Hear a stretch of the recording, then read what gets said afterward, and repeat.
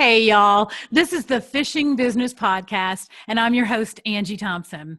We've got something pretty unique lined up for you today on the podcast. Bobby Dennis works for Lucky Strike Lure Company, but he's been at many different lure companies over his long career in fishing. It's hard to pin down exactly what Bobby does.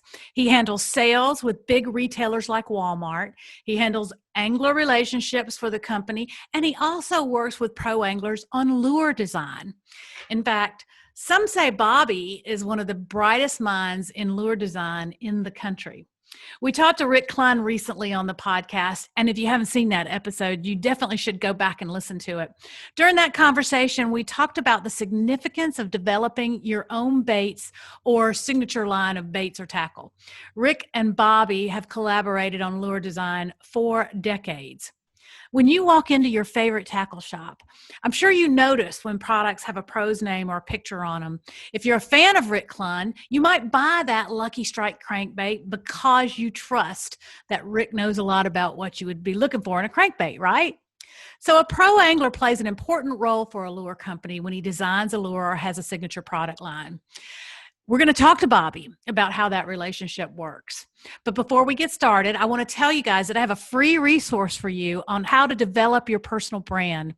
It's a guide that will help you get started developing a brand story for yourself that can start you down the path of getting your career to the point where a company wants you to help them design a product.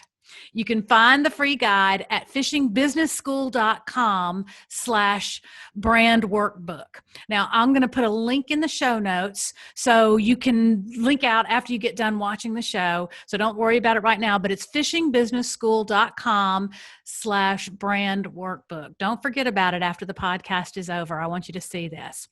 All right, it's time to move on to Bobby Dennis from the Lucky Strike Lure Company. Ready, guys? Here we go.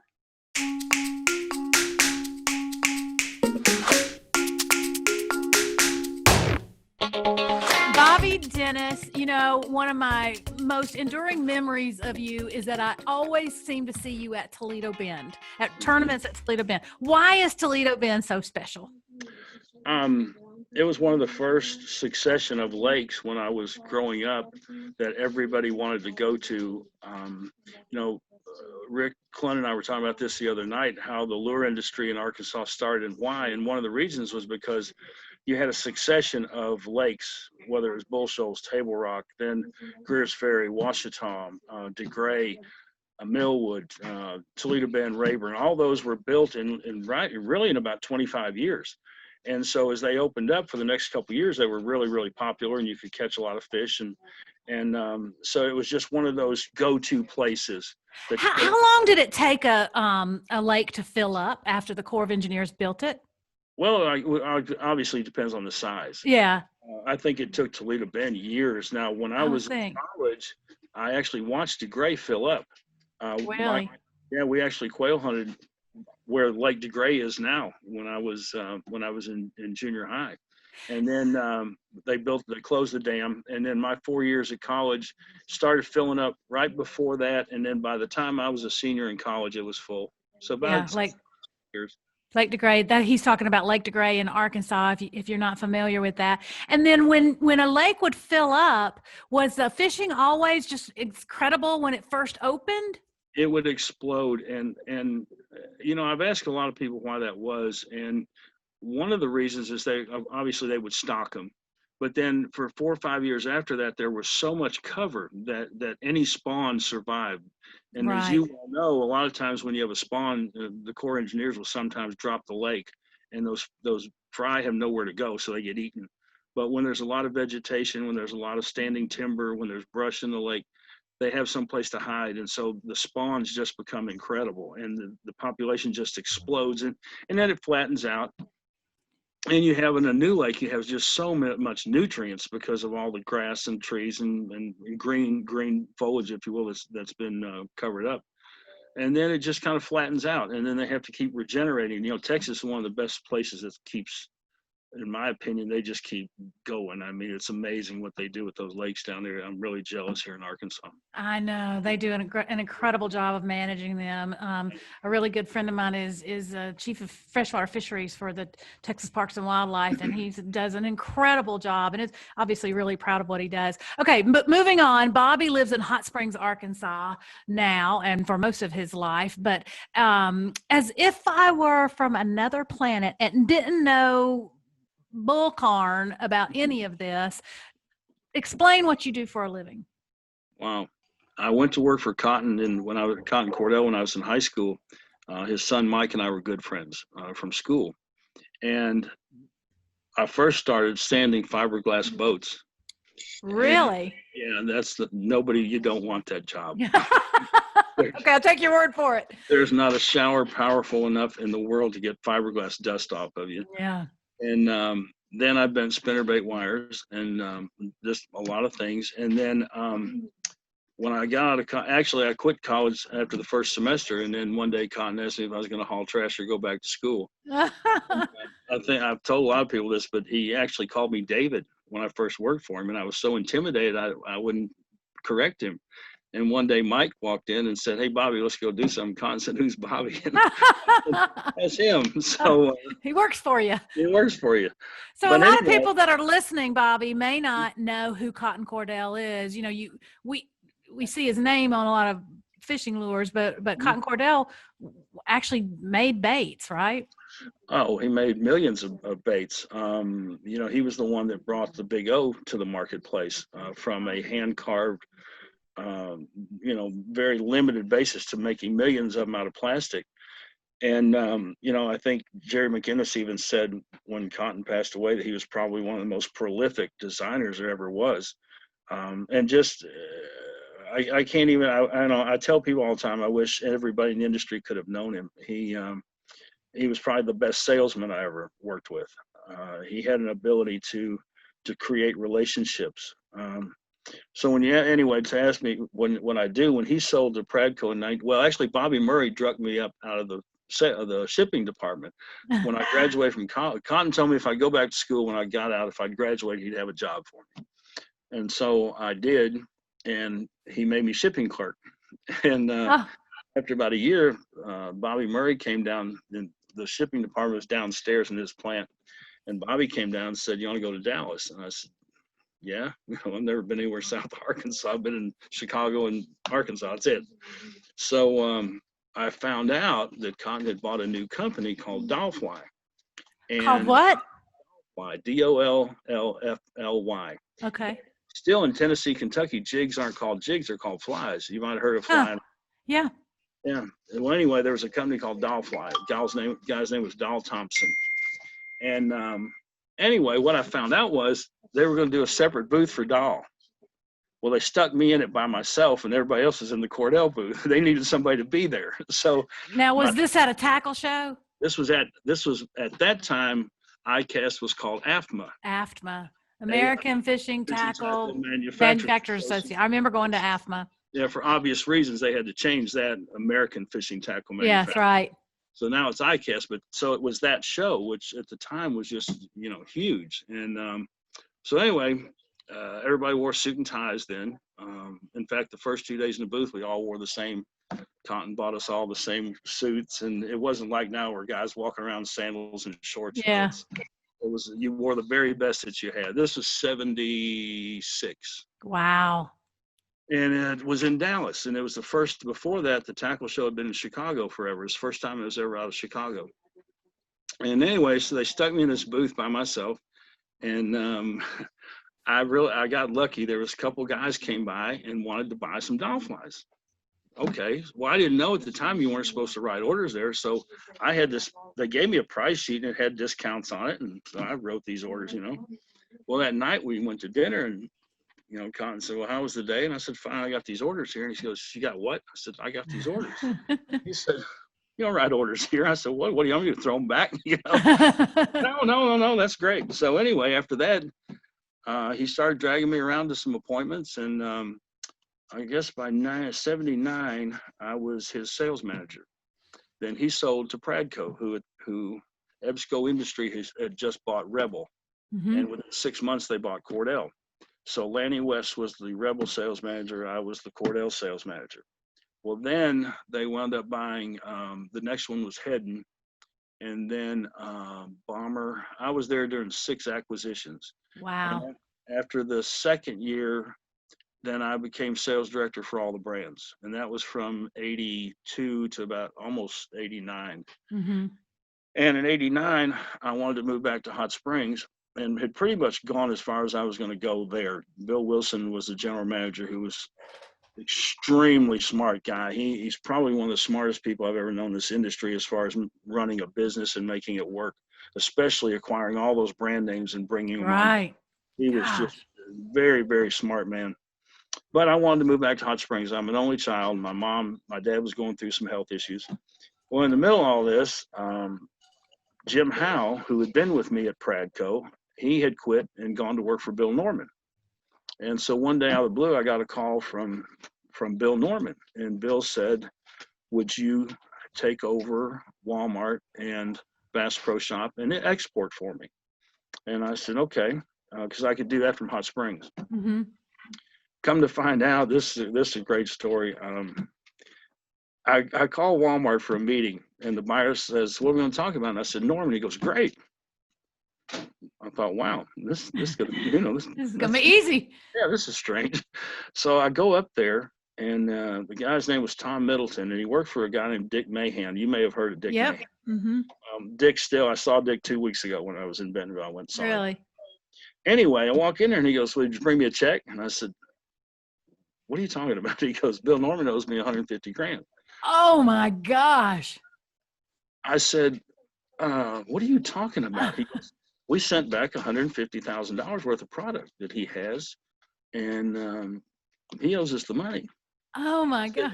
I said, "Give me a minute." Of course, there was no cell phone, so I had to go out in the hall. I found a payphone. I called down there. I said, "Anybody want to tell me anything about Walmart?" And Bill and Jim go, "Well, I guess they told you about this return." I said, "Yeah, that would have been nice to know about, before I came up here." No joke. So anyway, we sat there. I went back in, and Bill kind of told me the situation. And Tom Middleton says, "What are we going to do?" And I said, "You're going to write me an order for $300,000. And he looked at me like I had 10 heads. And he goes, "Why in the world would I do that?" I said, "Because you have a bigger problem than he does. If he writes you a check, first off, he's already spent that money from, and so if he writes you a check for it back, it's not going to clear. The bank's going to shut him down. Your product's going to be sitting there. Now what are you going to do?" Right. I said, "But if you write me an order for $300,000, I'll sell you that product back at cost. Another 150, just a little bit over cost to keep everybody working. We'll meld it all together, and you can all sell it at $1.97. And we did. And he called me 2 days later. He said, "If I ever find out you made a nickel on this, you'll never come back in here." Oh wow. But he and Dick helped me work that thing out and kept Norman going. And then Jim Howe and I actually wound up buying Norman a year later when Bill got cancer. Wow. Well, but Bobby, now you design lures though too, don't you? Well, yeah, in a way. I mean, it's funny. I was thinking about that. Most lure designers adapt lures instead of design them. Oh, interesting. Because what happens is, especially if you're working with a really knowledgeable pro, somebody that's had success, they understand what lures need to do, but they also understand what is in your line that you don't have, or what is missing out there. And so they'll come up with an idea, and it may evolve from another lure that you have that you adapt to do a certain thing that they wanted to do. Gotcha. When you hear people talk about lure designers, most of them are lure ideas. They're not really design people, they're idea people. And then you hand it to someone. Cotton, for instance, could take a lure or take an idea, take a piece of plastic, carve it, get it to work correctly, and take it to a mold maker. Right. Most lure designers have an idea that they have to hand off to somebody to get all that done. There's very few people anymore who have that ability to take it from an idea to a tool maker to a finished product. That is so fascinating. Hey, I'm gonna stop you right there, Bobby. We're gonna take a quick break, Okay. and then we're gonna come back because I really want to get into this more. And let's take a quick break and reset. We'll be right back with Bobby Dennis.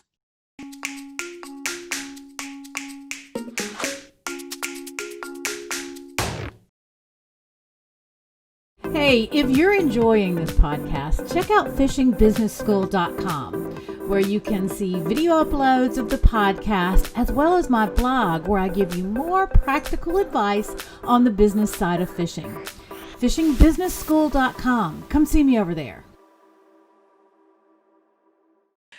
We're back on the Fishing Business Podcast with our guest today, Bobby Dennis. I started to say Bobby Vinson.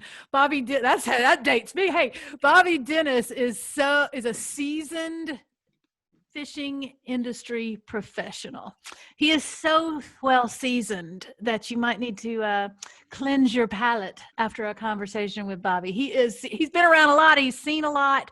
He knows a lot of people. And before we get back to the subject we were talking about, Bobby, I know you're a fisherman. I'm a fisherman. We both love to fish. Do you think other industries have as many people in them? Other what should I say? Niche industries, participatory industries have as many people in them that like to actually do what it is their business revolves around? There probably are, but I'm also very shocked by the number of people that don't fish that are in it. Really? Especially at the higher levels of management. Okay. It seems a lot more corporate now. I tell the story all the time about a guy Cotton and I went fishing with one time. I'll say his name. He was the president of Zebco, and he actually put the line through the little loop that you put your hook on at the end of the rod. Yeah. In place. The hook And Cotton looked at it and says, you're not supposed to do it. Oh, yeah, you are. My gosh. Oh, yeah, he kept it there. Oh, my gosh. So anyway, I'm kind of, and then a couple of years ago, we were doing a private label job for another lure company. And the guy, one of the salesmen from this company was there going through the factory. And I showed him the mold machine. He goes, oh, I want to see that. I've never seen that done. He'd been in the industry like 26 years, had never seen a body molded. Wow. And so a lot of times they're really kind of removed from the fishing manufacturing side. They know the sales side, they know the marketing side, but they're kind of removed from the actual application of it. Mm-hmm. And when I came up, the sales manager at Cordell when I first got involved was Bobby Murray. And then it was for those, sorry to interrupt you, but for those who don't know, Bobby Murray won the very first Bassmaster Classic. He's as famous as he can get in the bass fishing world. Go ahead, Bobby. Sorry. And so most of those salespeople back then were also avid fishermen. Right. And so that's changed a lot. It's a lot more corporate now, and so it's you just don't see as many people involved in actually fishing. They know about markets, they know about areas, they know about what Walmart calls traits, they know about forecasting, they know. Yeah. But when you actually get to the fishing side of it, they kind of push that over to an R&D person or group. Gotcha. So I just don't see as much involvement with actually fishing part of it. Rick always tells me that I'm a better fisherman than I give myself credit for, but it's because I've been around a lot of good ones. Yeah. You can learn a lot from them. I've actually got to fish with 13 classic winners. Wow. That's incredible. I love that. Listen, I've always thought of you. I've always thought of you as, because, I've been told that you are an incredible lure designer, but you don't see yourself as a lure designer. Well, I call lure designing more lure adapting. Okay. That you take, and your ideas come from the pros or from just a niche out there that's not being filled. Okay. And so you come up with a way to adapt something to that. And there are very few people who actually can take a lure from an idea to a prototype, to a tool maker, to a finished product.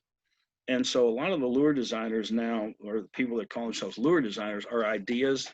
It's an idea. You'll hear a lot of pros say, well, I designed this for so-and-so. Mm-hmm. Actually, what they did was they said, I need a lure that'll go 8 feet deep, that does this, And so they do a prototype, they send it to him, and he goes, yeah, that works. No, it's not exactly what I want. And so the actual designing part of it is really just a trial and error thing that somebody here has made a prototype of to see if that's Right. what they.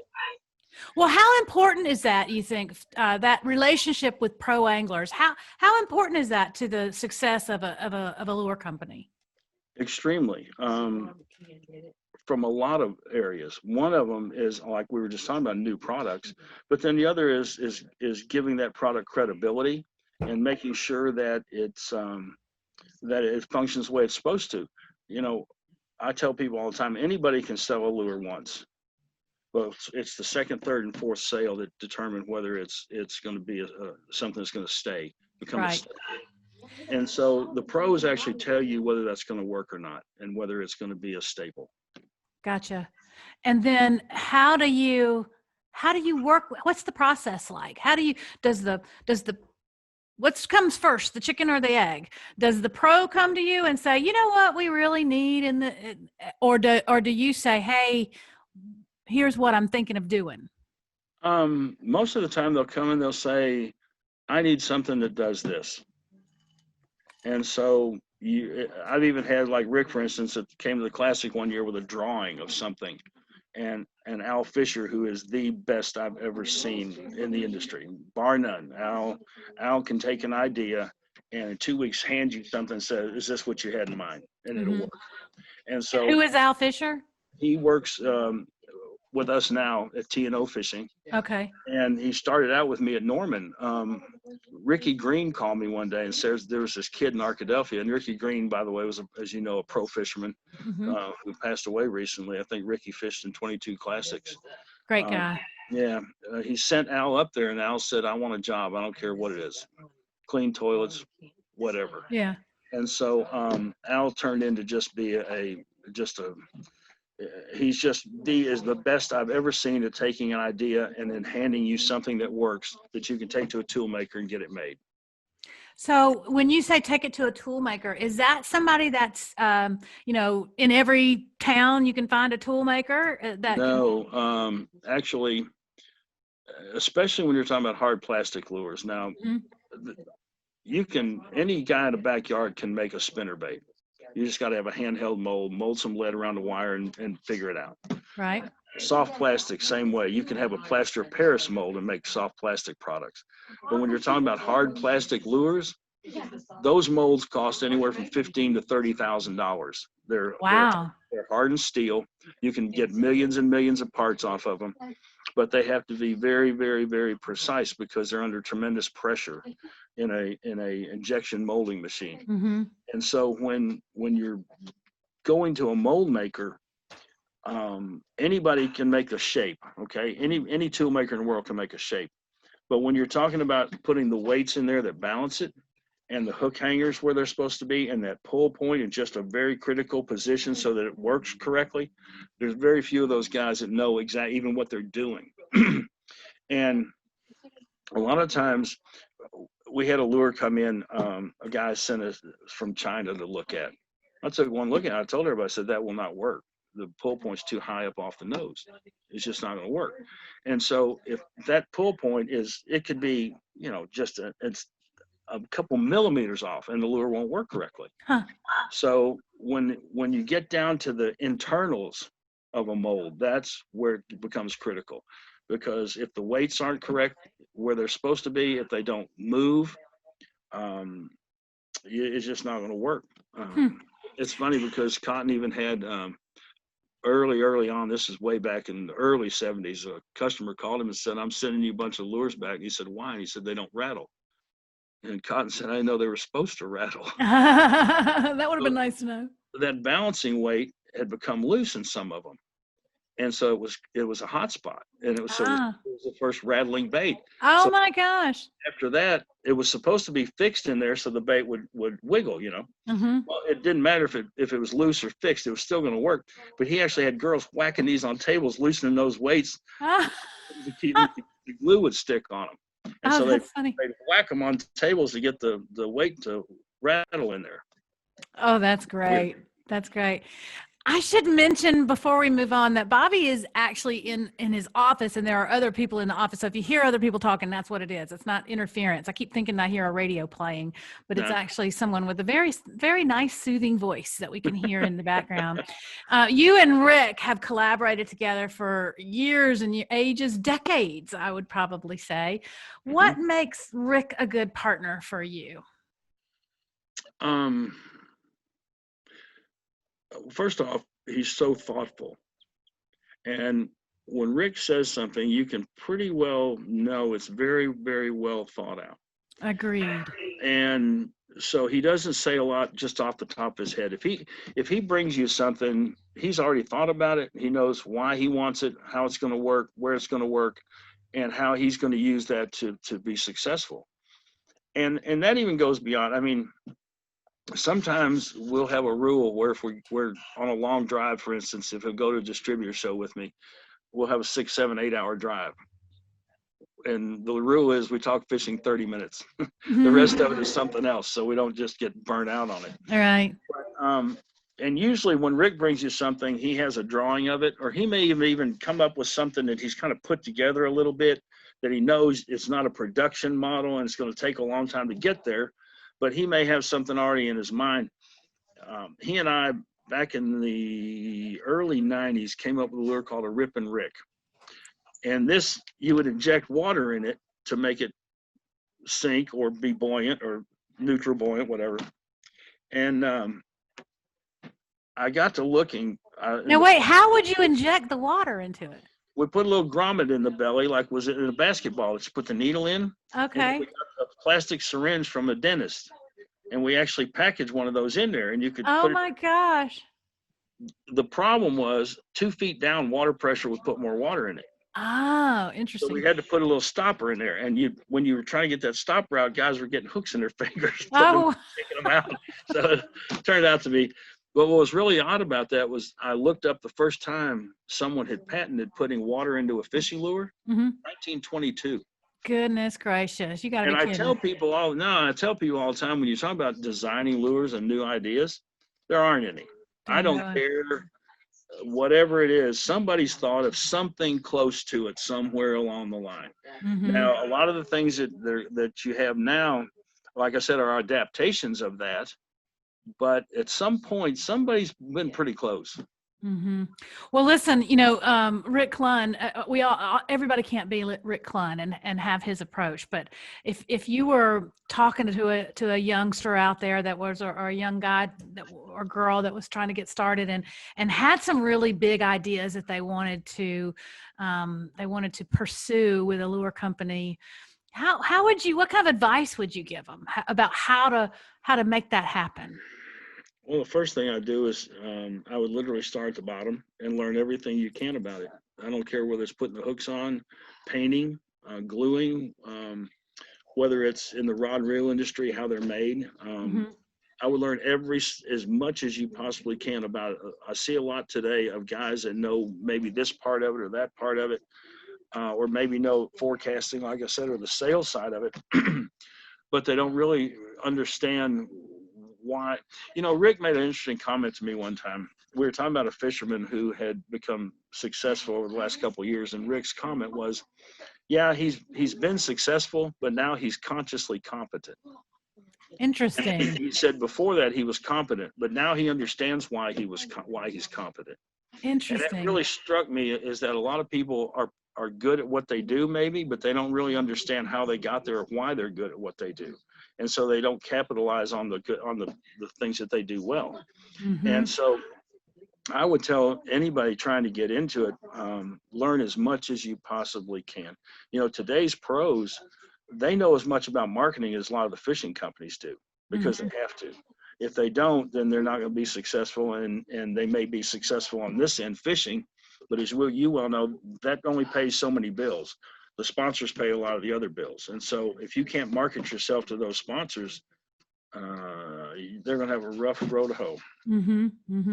So how does a guy go about developing the relationship? Say he's a aspiring pro angler. He's making a name for himself out on the tournament trail, or she's making a name for herself out on the tournament trail. how did they put themselves in the right position to know someone like you and to be able to collaborate with someone like you? First off, when they go to the tournaments, one of the best young guys I've seen at this was Brandon Pollinut. A lot of the guys, as soon as the tournament's over, and let's say they don't make the cut, they're gone. When I noticed this the first couple of years he was on tour, even when he didn't make the cut, he'd stay the whole tournament. And he would go around, he'd talk to the riders, and he'd talk to industry people, and he'd talk to anybody that would listen. But he would stay there the next 2 days and be visible. Well, now a lot of these guys are in and out so fast, they don't take the time to meet anybody. And it's just like on my side of it. If you go to a fishing tournament, all you do is watch the weigh-in, you've wasted your time. You're there to meet the influential riders. You're there to maybe give them an idea. A lot of people don't realize that riders are looking for ideas all the time. All the time. All the time. And I've actually called guys up and say, hey, I got an angle for you. And it'll turn into a story. And so you and Steve Bowman have a history of that. We do. I've done that with Mark Hicks a lot. And also Steve Price. Right. Steve and I will have lengthy conversations anytime I run into him. I've actually had Louis Stout at a tournament catch me at a hotel swimming pool throwing some lures and come over and take pictures of what I was doing. And so you just have to be visible. You have to be in front of people. You cannot be afraid to go up and introduce yourself. And it's not a situation where you're going up and saying, hey, do you know I just won this, da da da da da. It's a situation where you're going up and introducing yourself so they know who you are. The next time they see your name, they got a face with that name. And then you can go to a company and say, by the way, I've created a relationship with this set of riders. I've created a relationship with the people at Bass who assign a Steve Bowman, if you will. That's right. Yeah. So it's a process, and in my side of it, a lot of people think that you can spend $1 million on advertising. Okay, yeah, you can, but it's not going to help you if you don't put together everything, whether it's the riders, whether it's social media, whether it's magazine, internet. Today you have to do it all. And so they want to piecemeal it and things that they can get by with just doing one or two of those things, and you really can't.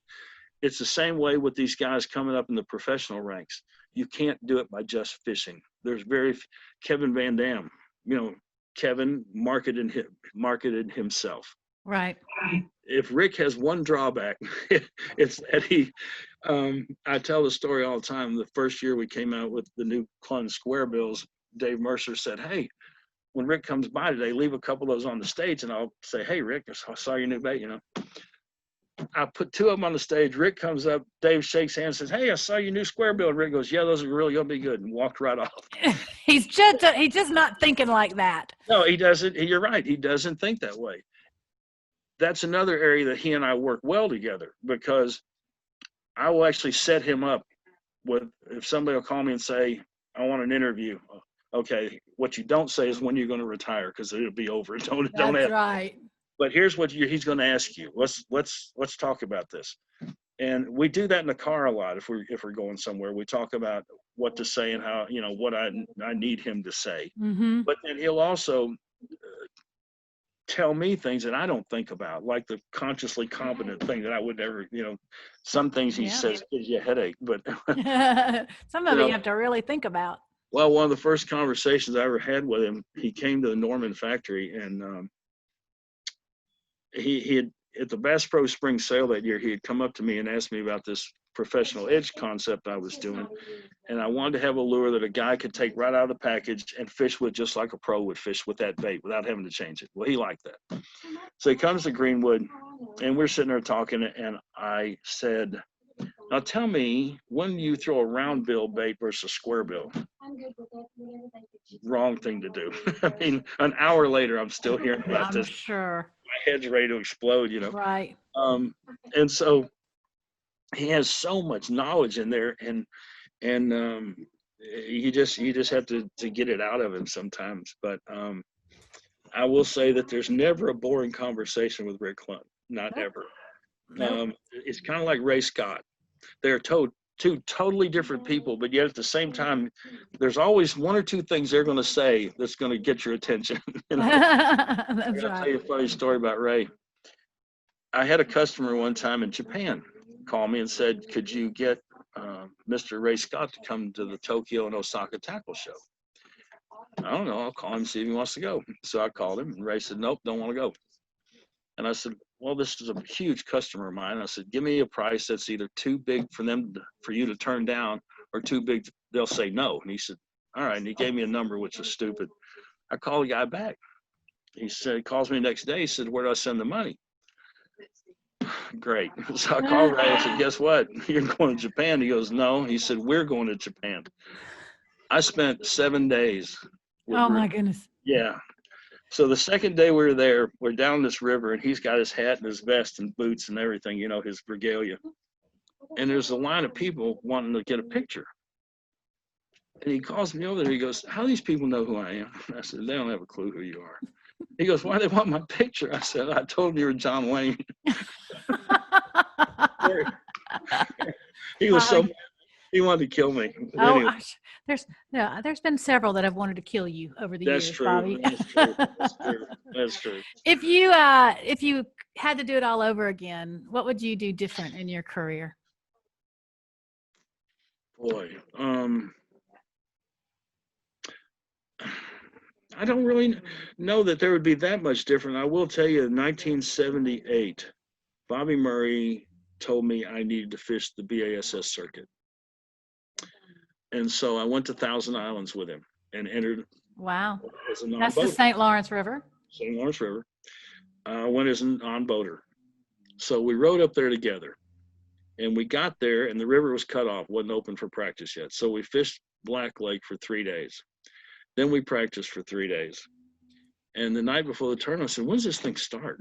He said, "Tomorrow." I said, "I care if I ever go fishing again." And he said, "You just learned a lesson." He said, "I'll use it and you sell it."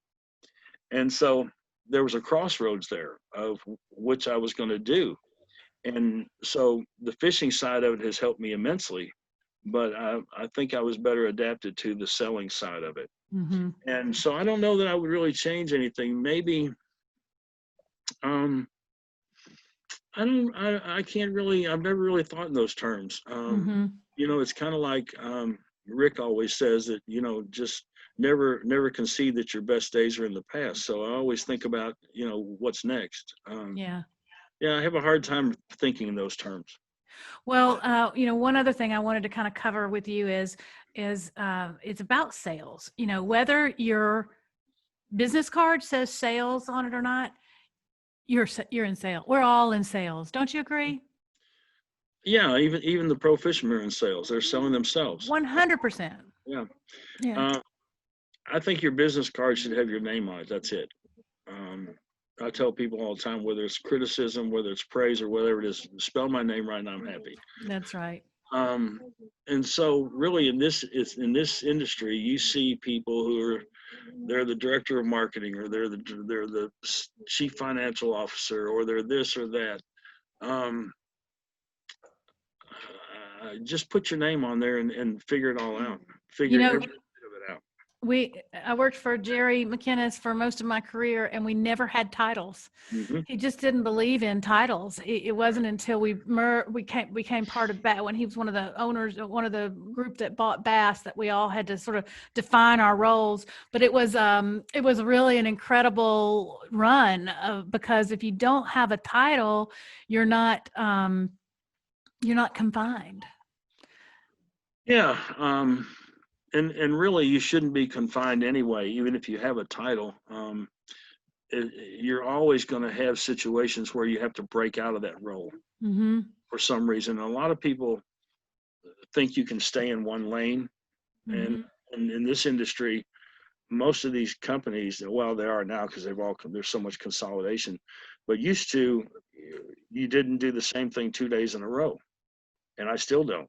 Mm-hmm. So, you know, one day I'm in sales, one day I'm working with a pro, one day I'll go to a tournament, one day, you know, I may be working in the restaurant industry. Mm-hmm. So I like Rick's concept of just don't stop. just find the next challenge. That's right. All right. We're going to take a short break here, and we'll be right back on the Fishing Business Podcast with Bobby Dennis. I really want to hear from you to know what kind of questions you have and how I can serve you best in this podcast.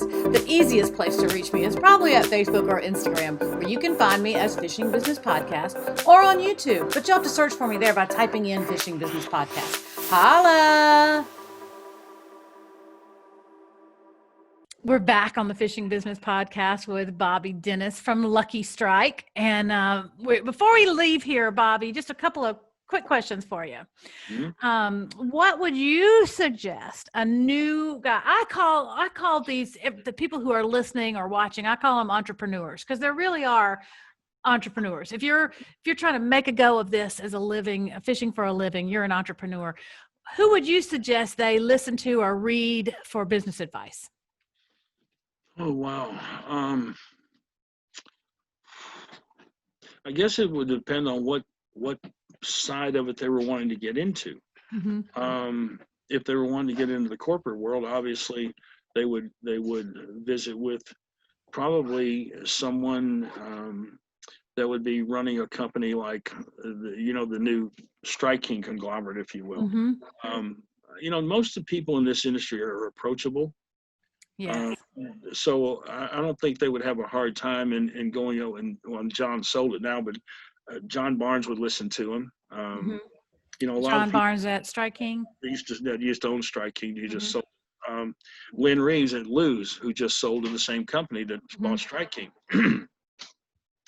If you're wanting to get into the corporate side of it, then you would go up to some of the higher ups in some of these companies and just call them. And say, hey, I'm thinking about doing this. Give me some advice. If you're wanting to get in the fishing side of it, I would talk to a Rick Clunn. I would talk to a Skeet Reese. Skeet's been very good at marketing himself. Yes. Swindle's very good at it.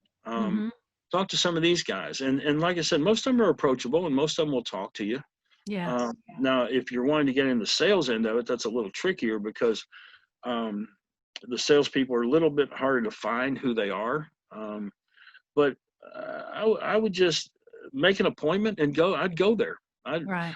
I know a guy who came to ICAST one year and just went from booth to booth looking for a job. And he became very, very successful at it. But he just walked around until he found somebody that would listen and said, hey, I want to do this. Or an Al Fisher who said, I don't care. If I got to start me anywhere. Start me anywhere. That's where that's the best place to start. I don't care what anybody says. You don't start out being the head of marketing somewhere. You don't start off being the sales director. You don't start off being the ad director. You don't start off being you don't start off being Rick Clunn. No, you don't. Rick didn't start off being Rick Clunn. That's right. And so it's like I said before, you start at the bottom, you learn everything you possibly can, and you ask as many questions as you can. And more importantly, you meet as many people as you can. In this business, I think more than any other, relationships are important. I know a lot of people in the business world don't place a very high value on relationships anymore. But I can tell you, it's in this business, it's everything. Absolutely. I agree 100%. All right. One more question before we go, because I know you've been to a lot of places and seen a lot of things, but what's your dream fishing trip? That was the hardest thing I had to think about. Man, I'm stumped kind of by that one. I think probably either Argentina or New Zealand. Oh, yeah. And I fished in a tournament in Australia. Really? Yeah. In fact, Clunn and I have talked about going back and doing that. They have a tournament there called the Barra Classic, believe it or not. Wow.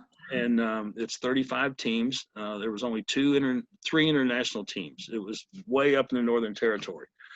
And it's 5 days from goodness gracious. 6 till 6 every day, 12 hours, 111, 112 degrees. It's a marathon.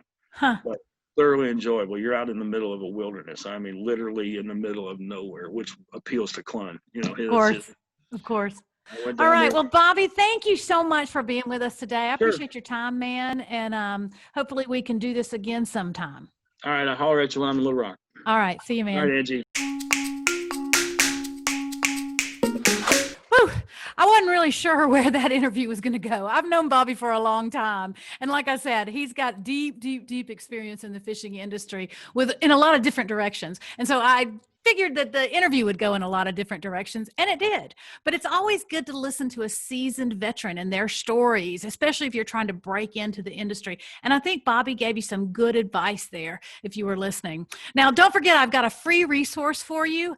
It's a guide to developing your own personal brand. And that kind of starts everything in this industry. If you want a relationship with sponsors, the kind of relationship that Bobby talked about there that he's had with Rick for decades, you need your own personal brand. You need a brand to tell your story and be able for us. So sponsors kind of know what they're getting when they deal with you. You can get that at fishingbusinessschool.com/brand workbook and go out there. I put a link down in the show notes so you can see it. Go out there and get that and take a look at it and put it to use for yourself. Get started. Start today on developing your own brand so you can develop those relationships with companies like the Lucky Strike Lure Company and people like Bobby Dennis. All right, guys, it's time for me to go. Thank you so much for being here this week. I really appreciate you choosing to spend your time with me. I hope you learned something. Give me a shout anytime at Angie@fishingbusinessschool.com. Come see me on Facebook and Instagram at the Fishing Business Podcast. And of course, you can see fishingbusinessschool.com. There's some other resources there for you as well. Join my newsletter so you never miss a podcast. And let's see, what's the final thing I'm always supposed to say? Oh, yeah. Rate and review the podcast. It's what helps me stay around to do things like this for you guys. All right, closing things out now, the way Jerry McInnes always closed the fishing hole, by dedicating this to my dad, because he always had time to take me fishing. See you next time, guys.